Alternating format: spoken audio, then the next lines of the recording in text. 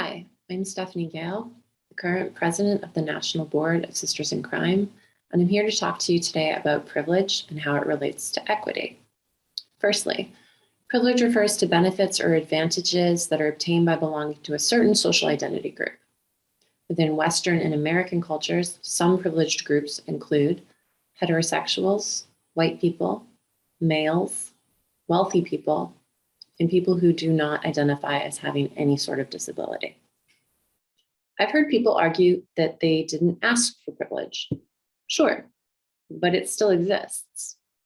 When I was a child and my parents talked to me about the police, they said, when you're in trouble, go to the police. They will help you. I know that my Black friends and friends of color were given a very different speech by their parents about how to interact with the police that contains instructions like never talk back and always show your hands. Now, this is because relationships between those groups and the police are very different and quite frankly scary. And that is one way that I have privilege. When you have privilege, you take it for granted that this is the way the world acts. You treat it as natural. It's how the world treats people like you. What you have to understand is that there is a flip side to that privilege, and that is how the world treats people different from you, and recognizing that it is negative for them. I've heard white people say that they can't be privileged because they're poor. Okay, economically, they are not privileged. But if you're white and say cisgendered and poor, then you are privileged in those first two ways and not privileged economically. It's and, not or. You cannot have privilege without oppression.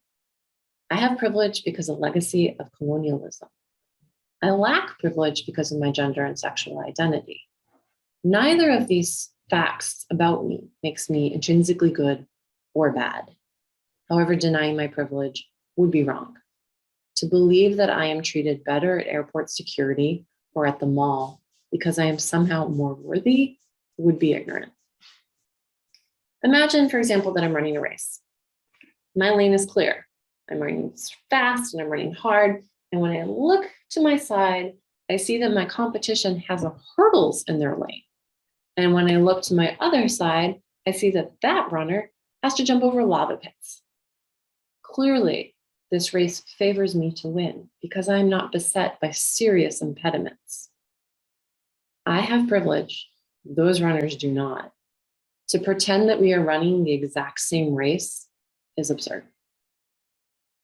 The best thing that you can do is acknowledge those areas in which you have privilege and use it when and where and how you can to help those who don't have the same privilege.